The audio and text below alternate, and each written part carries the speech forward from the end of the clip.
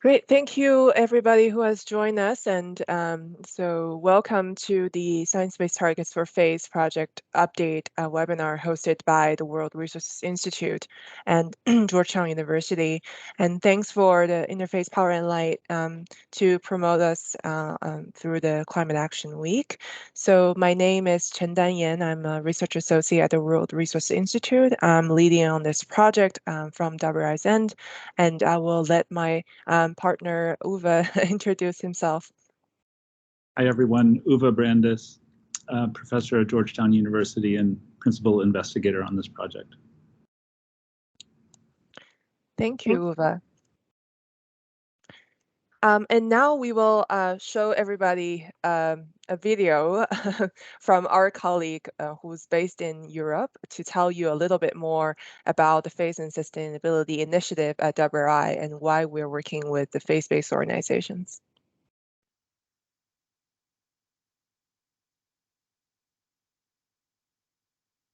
Hello, everyone. My name is Alberto Pallecchi, and I'm a program manager at WRI, the World Resources Institute. I will tell you a little bit about WRI, what we stand for, and our ambitions in the faith and sustainability field. So WRI is a global non-profit organization that works with leaders in government, business, and civil society to research, design, and carry out practical solutions at the intersection of environment and development. We've been active for over 4 years, and our mission to protect the Earth has always been the same, an organization with a vision for a data-driven, science-based work that leads to policy change. We focus on 7 urgent challenges that must be addressed to reduce poverty, grow economies, and protect natural systems. Those are food, forest, water, energy, cities, climate, and the ocean. We design solutions for and analyze these 7 critical goals through the lenses of our 4 centers for business, economics, equity, and finance. This is our approach. It can be summarized with the motto, count it, change it, and scale it. It all starts with data. We put independent, high quality, relevant information into the hands of decision makers or those in a position to influence them. Then we change it. So we give country-specific advice in regards with national or subnational policies and business practices, working with a wide range of partners from government to cities to businesses and local civil society organizations to deliver change on the ground that support economic development while addressing climate change. And finally, we scale it. So considering the magnitude of the challenges the world faces today, partnerships are crucial for our ability to achieve impact at scale. So we create and we support innovative international coalitions. Think about the New Climate Economy, the NDC Partnership, the Global Commission on Adaptation, just to name a few, that transform business sectors, societies, and economies, nationally and globally. Since our founding in 1982, we have now grown to have 12 international offices, including our headquarters in Washington, D.C., and our Europe office, where I am located here in the Netherlands. We have over 1,400 staff who work with partners in more than 50 countries to put the planet on a more sustainable pathway. So what WRI has to do with faith and sustainability? Around 1 year ago, we started WRI Faith and Sustainability, an initiative that seeks to support faith-based communities in their sustainability effort. Our reasons to engage in this field were clear. 8 out of 10 people in the world affiliate with religion, which has always been an important element for what people embrace, value, and protect, including our relationship with the earth. The vast majority, if not all religions, see the earth as a divine creation that require responsible stewardship. During our scoping of the faith and sustainability field, we realized the yet untapped potential for faith-based organizations to contribute to sustainability. They have knowledge, data, and capacity gaps for planning and managing sustainability projects. They are often very keen to engage in sustainability, but focus less on implementation of practical solution with limited adoption of measurable science-based commitments. At the same time, we also know that the science is clear. To keep global warming within 1.5 degrees Celsius, we must halve emission this decade while reducing inequality and restoring nature. And although we're making progress, we certainly are not nearly fast enough. So another good reason to embrace and engage all actors, including faith-based organizations, set up efforts and join these challenges ahead. So we felt that WRI could be a strong secular partner for faith-based organizations to find and promote practical solutions for system-wide change at scale that ensure nature and people can thrive. We designed our faith and sustainability initiative to work on three main areas: research, to help faith-based organizations better understand their own footprint and pursue the adoption of science-based targets. Two, implementing of sustainable action, so really assisting faith-based organizations with the implementation of projects in the 7 challenge areas that I described earlier, where it is consistent, obviously, and aligned with their values and with WRI strategy. And lastly, advocacy and mobilization, so supporting faith leaders and communities around the world to build a movement of people pursuing environmental sustainability and climate action.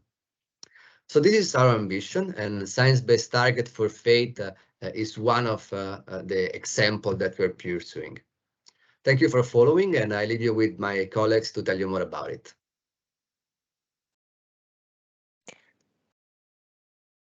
Great. I hope that you've gained a good overview of WRI as an organization and the Faith and Sustainability Initiative through my dear colleague Alberto's recorded video. So now we will go into the presentation for this webinar. And if Keegan, you could move on to the next slide. Yeah, thank you. So I will start by setting the scene a little bit and tell you a little bit more about the science-based targets for FACE project. So to get started, it's impossible to talk about non-state climate action, which are climate actions initiated not by governments, but by the civil society actors, without mentioning the Paris Agreement. Which was adopted in 2015 by about 200 countries that agreed to keep the increase in global temperature to well below 2 degrees and striving for 1.5 degree above pre-industrial levels. So since 2015, new climate science has come out and strengthened this, the fact that we should no longer just strive for a well below 2 degree world, but we should really strive for the 1.5 degree temperature world, because if not, the world and our society, our ecosystems will face drastic impacts in all aspects. So you can see on the left-hand side, there's a great infographic developed by WRI that shows the different effects under 1.5 and 2 degree world. And just knowing that a lot of these impacts will be faced by the most vulnerable and poorest populations in the world. And on the right-hand side, you can see that to be on the path to 1.5, the world has to slash emissions by half by 2030. So as Alberto mentioned, this decade is very important for us to be on track, yet we are not on the right trajectory yet. So I wanted to talk about this emissions gap. So in the best scenario, given that a lot of the countries have put out nationally determined contributions, so which are the country level climate targets, even if all of these targets are achieved, which is itself a very difficult task to begin with, we are on track to have 2.2 temperature increase by the end of the century. So to achieve 1.5 degree limit, this is really an all hands on deck moment where we need all parts of the society. So not only governments, business, but financial institutions, other types of civil society organizations and individuals to contribute to the achievement of these national targets, but also to demonstrate leadership, step up and raise to the top to help us bridge that gap. So why do we think that the faith-based organizations around the world can help us bridge this important gap? So there are three aspects that we are looking at. To start with, the real assets. FBOs globally own significant physical assets around the world because they often have direct ownership over these building or land assets. They are very well positioned to drive real emissions reduction on the ground. And second, financial assets. So the faith-based organizations are anecdotally the world's fourth largest investor group, and they're also the earliest impact investors. So their capital can really unleash massive potential to help invest in climate solutions to help us reach that 1.5 world. And third, and perhaps most importantly, they have immense community impact. 85% of the world population is affiliated with faith, and FBOs are uniquely positioned to shift people's minds and values and their consumption patterns to contribute to a net zero world through behavioral change. And the great news is that through our research, we've known that FBOs are already tracking emissions and taking actions to reduce their emissions. There are so numerous existing great initiatives that are working with faith-based organizations, either on the congregational level, individual level, and household level to help them reduce their energy consumption and emissions. So some of the examples you can see on this slide are, Church of England program, climate stewards, cool congregations, from the Interfaith Power and Light itself, the Laudato Si Action Platform, Eco Church Faith Plans, Hazan's seal of Sustainability program, as well as a lot of faith-based organizations that have used the EPA's Energy Star Portfolio Manager to comprehensively track not just their carbon performance, but also water, waste, and other areas. So this really sets a really good foundation for the work that we are trying to do to help faith-based organizations to further adopt science-based targets. So committing to more ambitious and climate science-aligned targets to reduce their own emissions. So here is a quick snapshot of what it means to set science-based targets. So the most fundamental aspect of it is to set near-term science-based targets. So that is very much in line with the goal to slash global emission by half by 2030. So organizations must commit to set targets that are 5 to 10 years out from now, that set them on the path to keep temperature to well below to 1.5 degree. And on top of that, they should also commit to set long-term net zero targets. So that would commit them to reduce their emissions by at least 90% by 2050. And if they would like to be net zero, they should, in addition, commit to neutralize their residual emissions through permanent carbon removal. And after setting these targets, they must commit to annually disclose their progress for transparency and accountability. So a parallel initiative, the Science-Based Targets Initiative, which is an NGO partnership with 4 founding partners that you can see on the bottom of this slide: CDP, UN Global Compact, World Resources Institute, and WWF.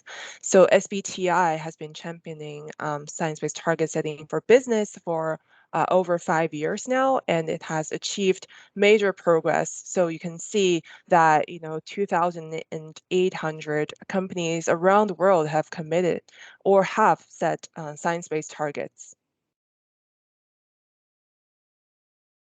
So for us, WRI as our secular partner in the FBO landscape, we see that the value that we can really offer is our expertise in setting global technical standards. So starting with on the left-hand side, you can see the corporate accounting standard that we see can very will be used by faith-based organizations as emissions generating entities.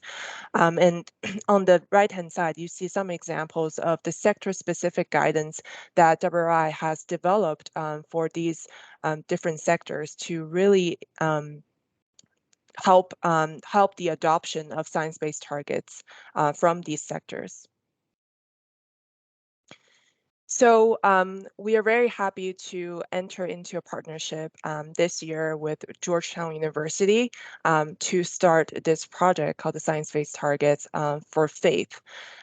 So the goal for this project, which Uwe will talk more about later, will be delivering methods, tools, and guidance for FBOs globally to measure and set science-based targets. And at the moment, we have a focus on Scope 1 and 2 emissions as a starting point, but with the view to potentially expand beyond just Scope 1 and 2 emissions in the future. So the vision of our project is a future where faith-based organizations are prominent climate leaders and operate their assets in a climate positive manner. And to help achieve that vision, our mission is to advance a global standard for FBOs to measure, manage, and report their greenhouse gas emissions in alignment with the Paris Climate Agreement that I talked about in the beginning. So with that, I'll hand over to Professor Brandis. Thank you so much, Chendan. It's my great honor and pleasure to be able to work on this project. My name is Uwe Brandis. I'm professor of practice in urban and regional planning, and I've been active in the building energy space for some years now. And it's really exciting to think about this partnership between Georgetown University and WRI. We are very complementary in so many different ways, and it's a very exciting opportunity for many stakeholders at Georgetown to work on this project. Next slide, please. So what I want to do in this presentation is kind of raise some of the open questions that we are working with, and I want to underscore how early it is in this project. We are just underway and beginning to think critically about the manner in which the project is developed. And to start off, here's the simple question of, how do we even define faith-based organizations? And for the basis of this project, we're taking a very expansive definition of that, which includes both religious institutions themselves and associated or affiliated faith actors who are motivated or affiliated by faith. Next slide, please.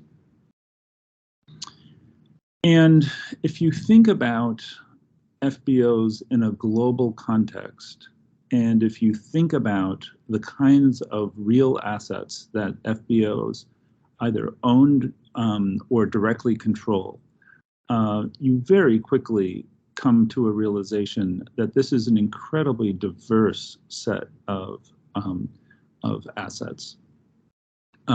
This is not just a narrow industry sector, and even thinking about FBOs as a sector of the economy is very difficult because of the diversity. So you can imagine, of course, there are places of worship, but many FBOs also own or control residential assets, offices where they do their work, education, whether it be,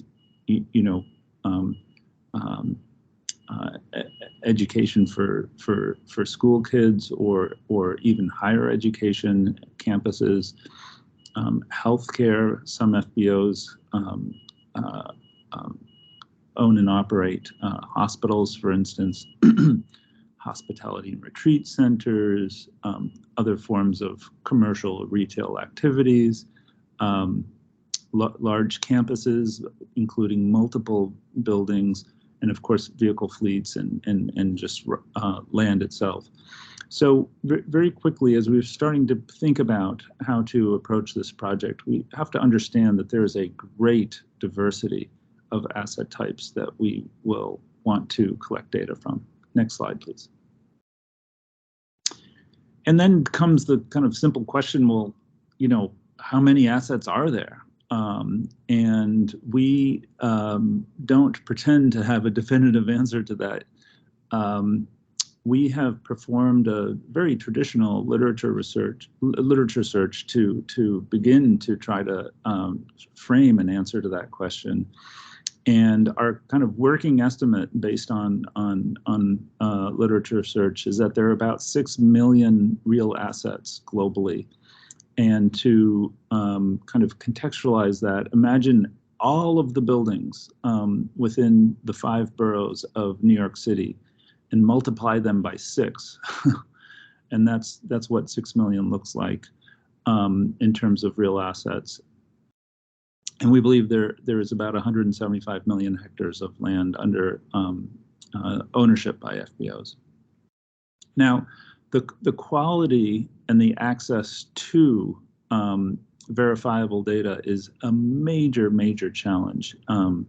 And while we know that, I think everyone on this call knows that FBOs are leading global advocates on climate change, FBOs in general are kind of at the early stages of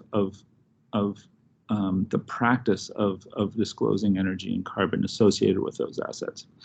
One of the kind of interesting things and important things associated with FBOs and their nexus with climate change is that because they are so often mission-driven and community-oriented, and so often oriented to the less fortunate within society, FBOs are one of the most important actors at the front line of climate adaptation.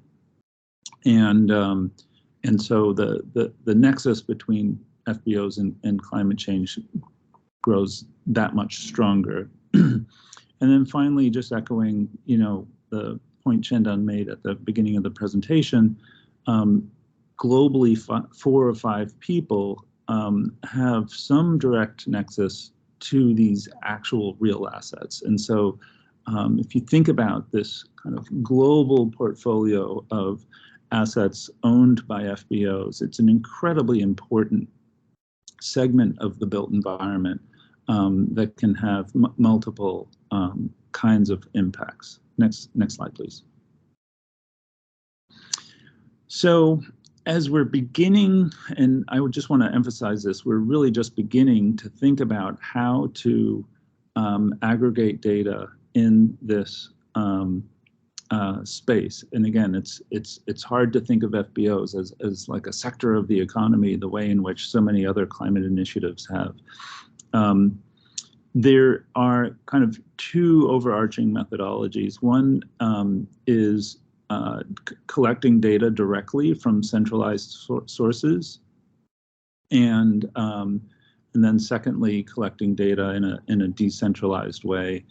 And this reflects the kind of organizational composition of many FBOs and religious organizations. Some are centralized, some are decentralized, and so there's no simple linear methodology that's going to accomplish this task and achieve these goals. Next slide, please.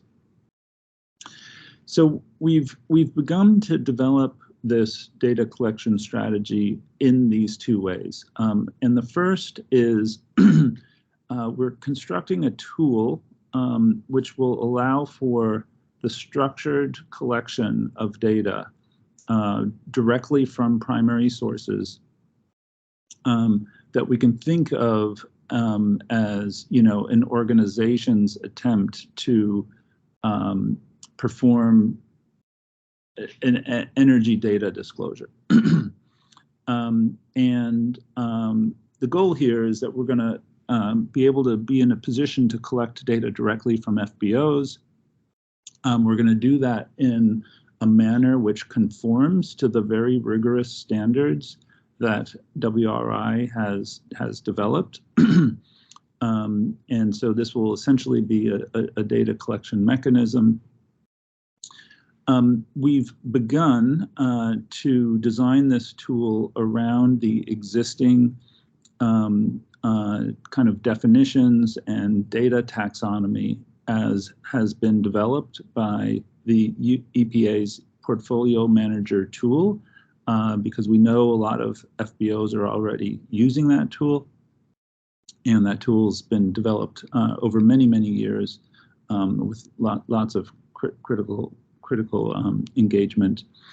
And so we're using that as one foundation, but we're building on that because there's additional data that we need in order to comply with the WRI protocols.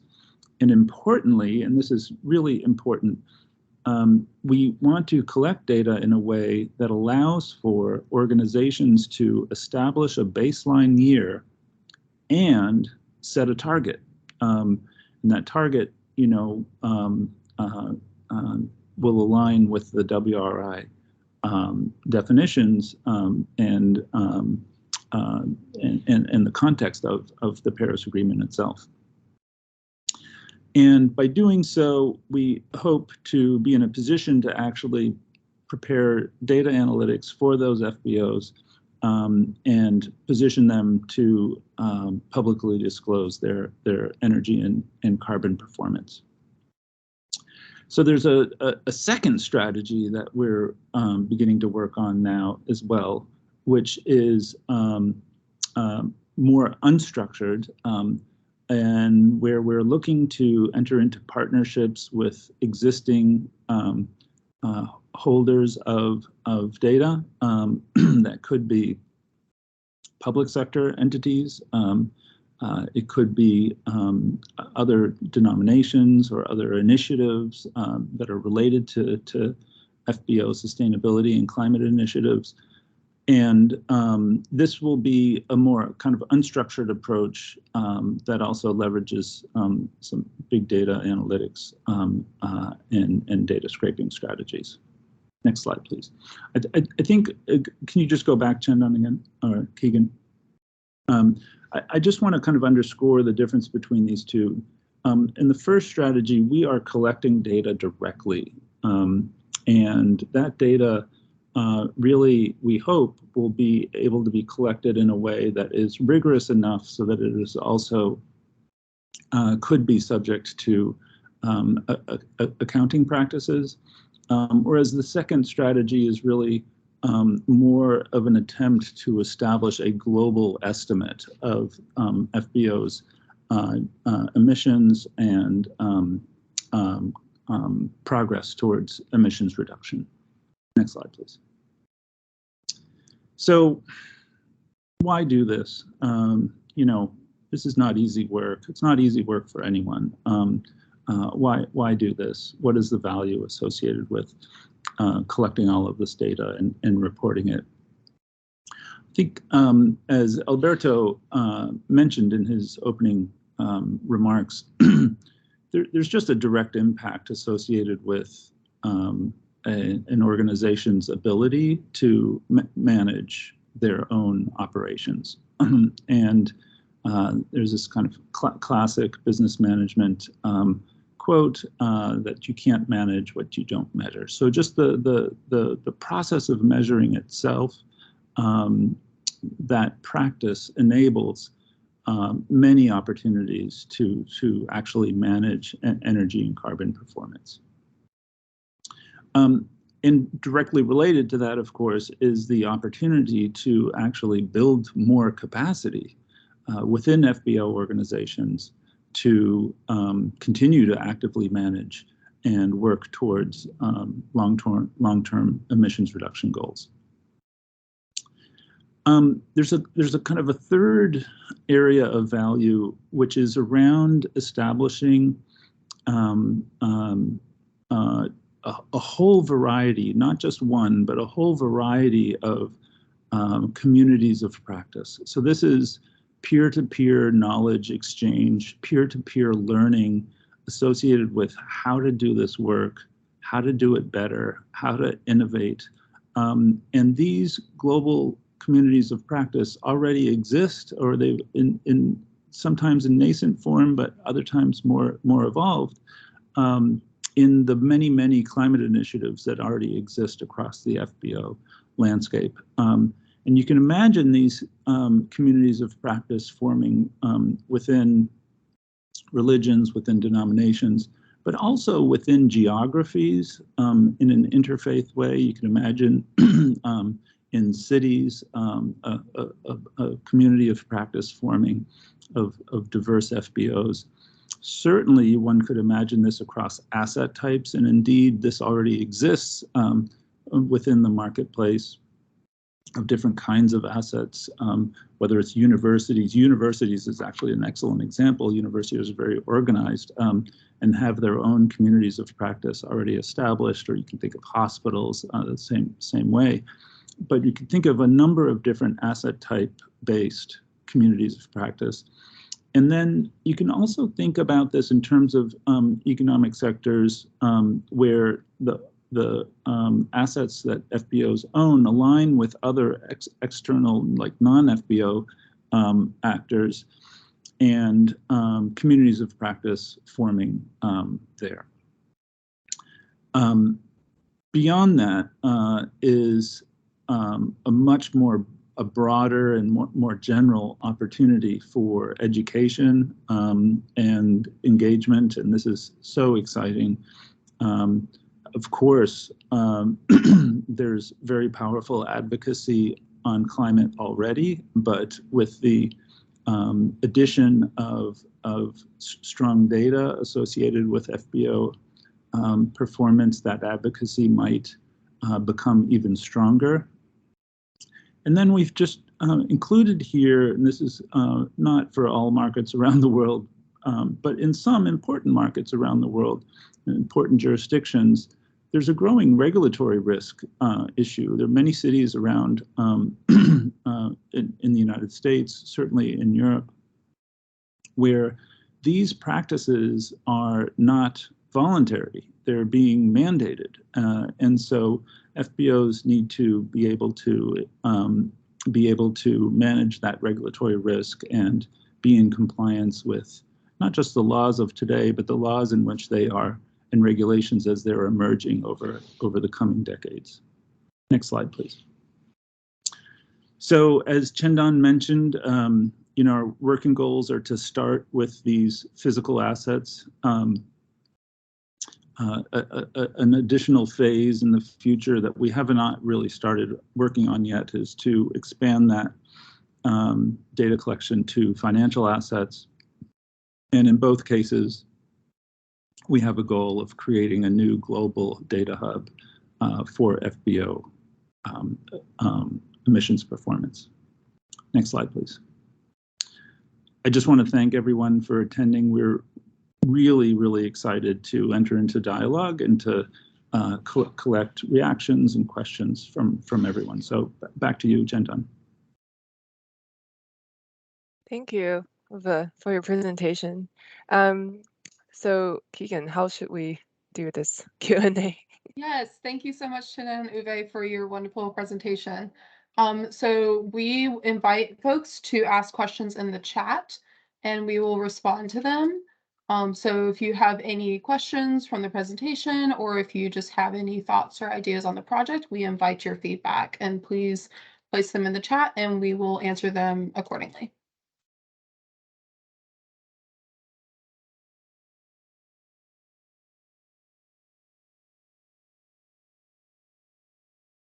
Since this is a small group, could we have people actually speak directly? Yes, we can do that. Yeah. So please feel free to just speak directly if you have questions, comments, or any reactions.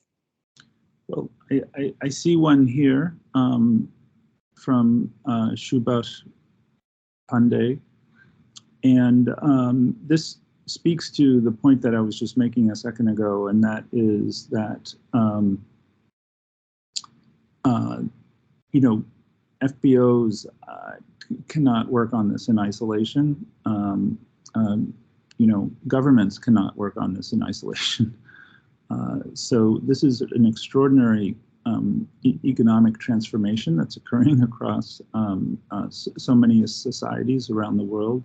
And so the need to collaborate is immense. And one way to collaborate is to have a clear understanding of data, to be able to share that data transparently, to let others know what the kind of energy and carbon performance of assets are.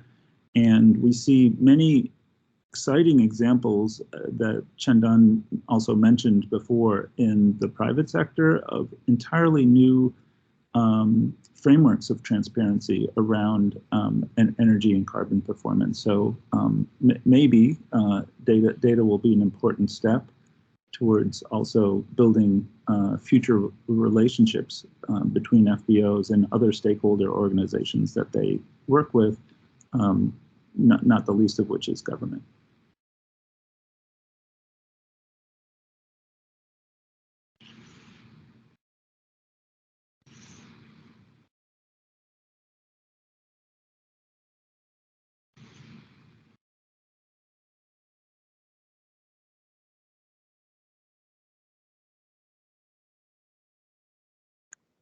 If Subhash is still here, I'd like to invite you to speak more about your observation just working with faith-based organizations in Nepal, because it's also, yeah, we are also curious to understand from your perspectives.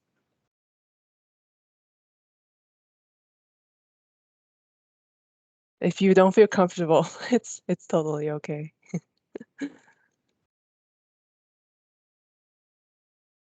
Oh.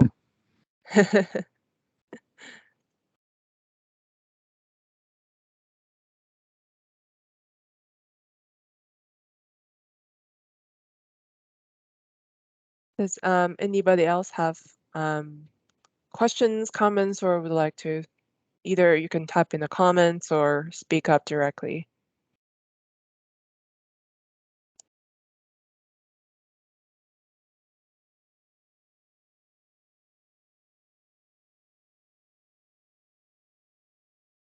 I think we have a bit of a shy group today. Perhaps I can pose a question. Maybe this is cheating, but I am curious. A conversation I listened in on yesterday about the way that we respect data from faith-based organizations, particularly those that might be facing violence or oppression in their context due to other groups or governments, etc. And I'm curious how you all imagine we respecting that and trying to understand certain things that may not be able to be made public, things that could be public, and how to sort of navigate some of these very real security or privacy concerns that might be raised in this work.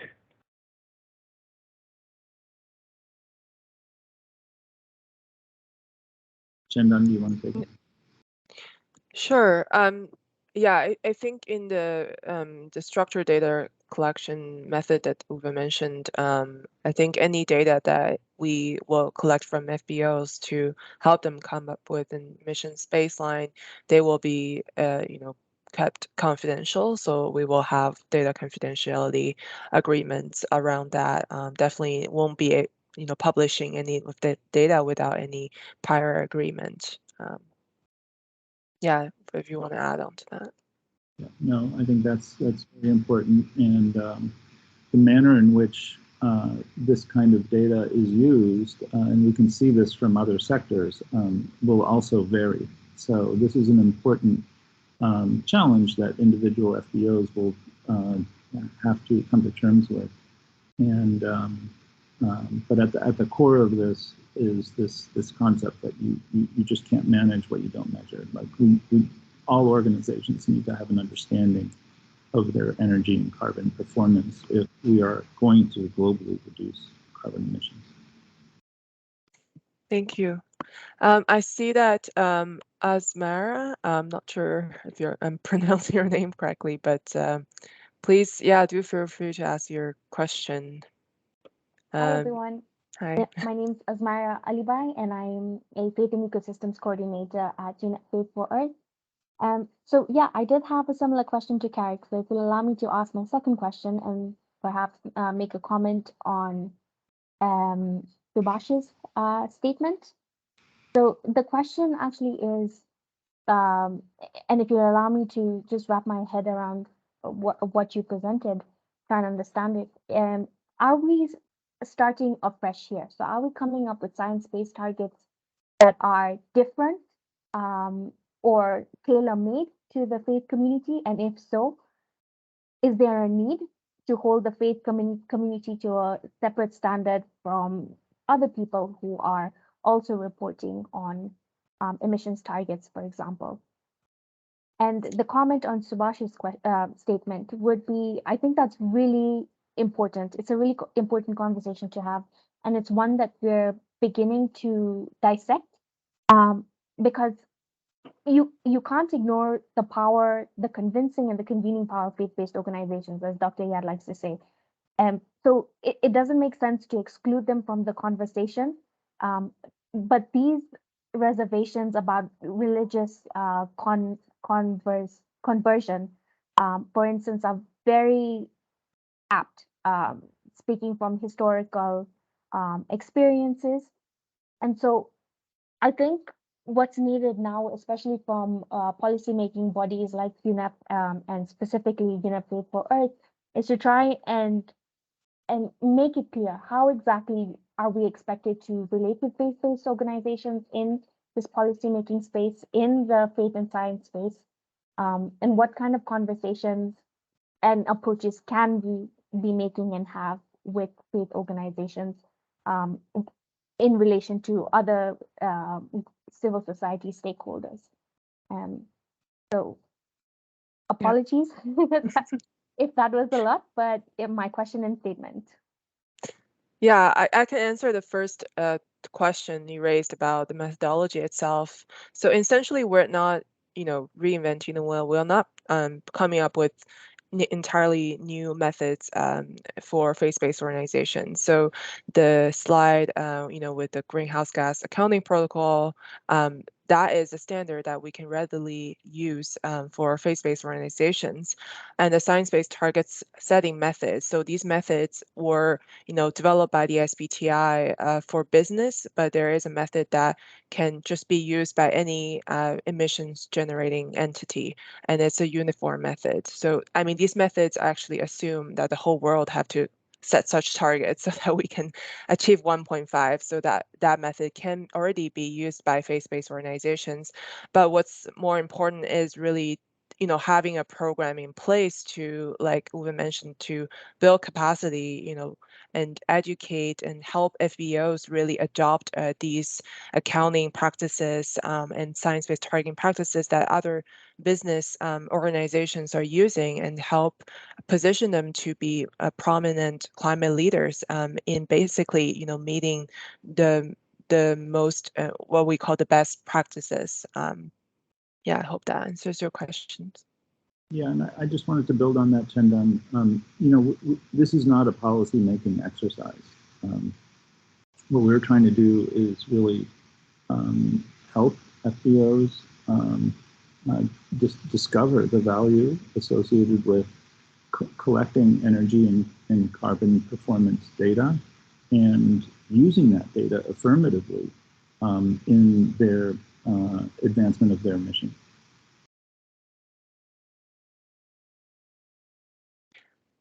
Thank you. And I saw another question from Subhash. What about reaching out to a large number of people through faith-based organization for climate change adaptation and sustainability, especially in developing countries?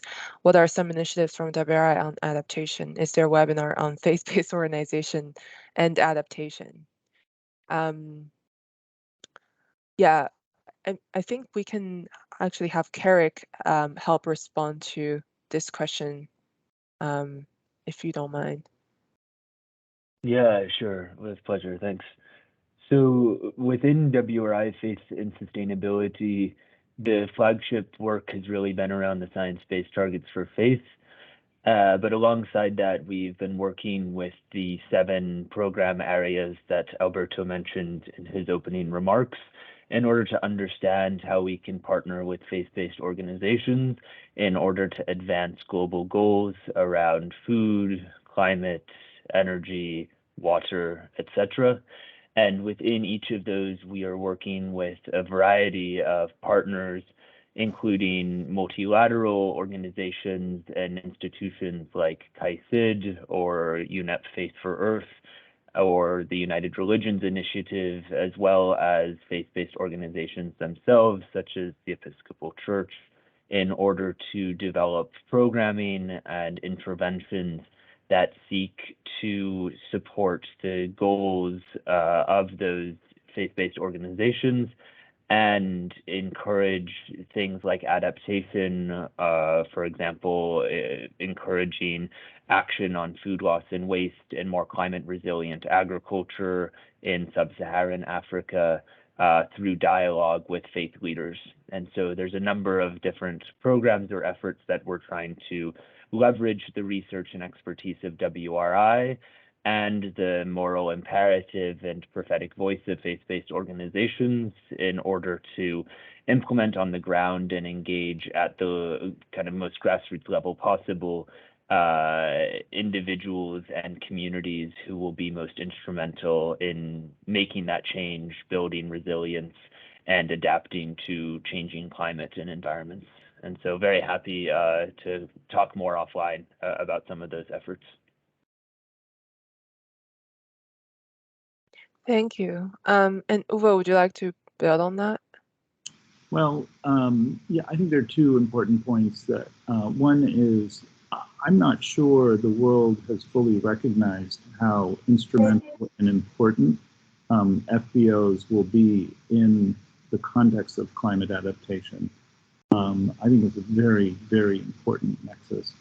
And secondly, just to kind of clarify, within this project that we are starting, we are not explicitly and intentionally focusing on adaptation. We're really focusing on mitigation. But at a certain level, those 2 are intertwined. And I'm sure as the project continues, the issue of adaptation will become more important. Thank you. Yeah, and a follow-up question from Subhash.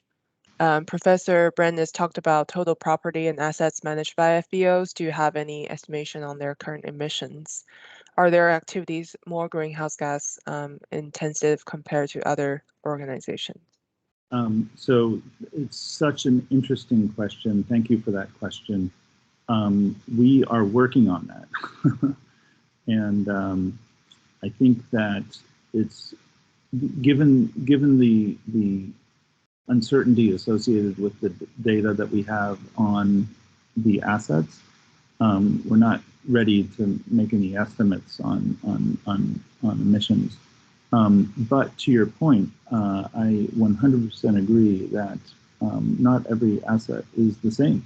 Not every asset is in the same kind of climate zone or heating and cooling zone. And as we know, of course, across different economies around the world, carbon intensity on a per capita basis is very, very different. So the geography of emissions associated with faith-based organizations is a fascinating question that we are just beginning to try to understand. Yeah, and I think that even if the FBOs aren't the most heaviest emitters in the world, I think the point of this project is that we're starting with the piece of helping them walk the talk to manage their real assets. And I think the indirect impacts that they could have through their financial assets and their ability to influence their followers, that is really a bigger and more exciting piece. Yeah. Yeah, thank you so much, Chen and Uwe. So we have time for about 1 or 2 more questions. So I've seen some folks kind of typing in the chat and then going away and then typing again. So if there's anything on your mind, please make sure to ask it now, or we can continue this conversation and have the ability to still have this discussion together.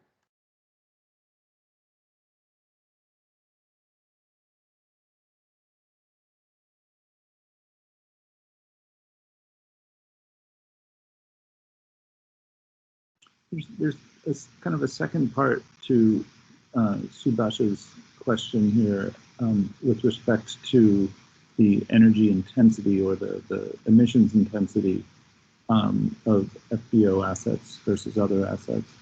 And I just want to also acknowledge that we have, of course, lots of anecdotal information about this.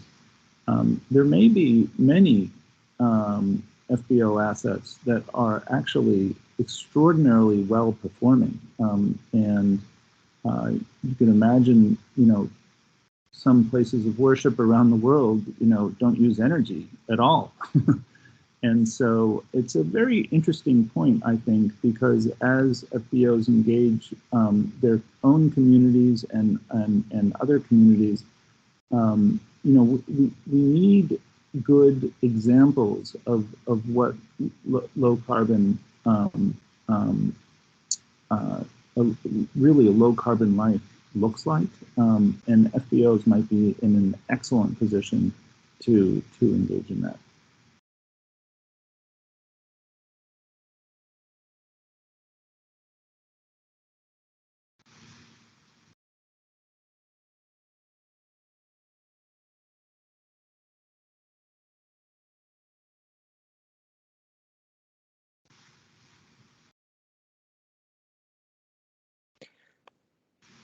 Any other questions or reactions from our participants?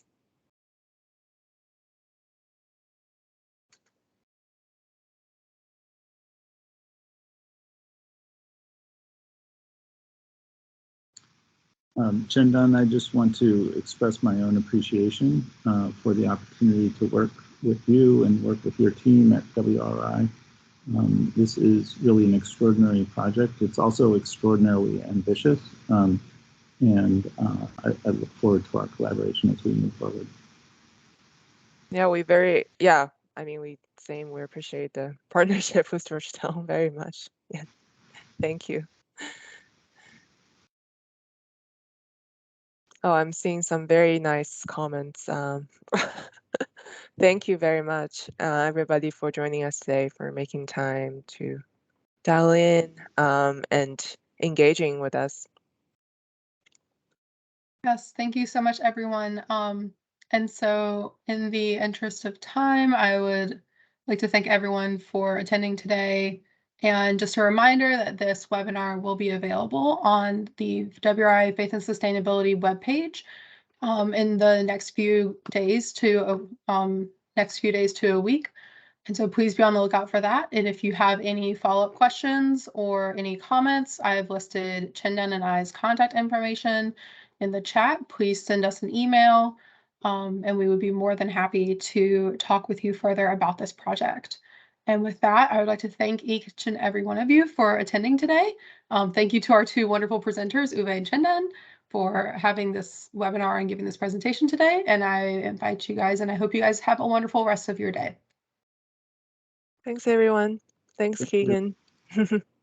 Thanks, Gary. Thanks, Uwe. Bye.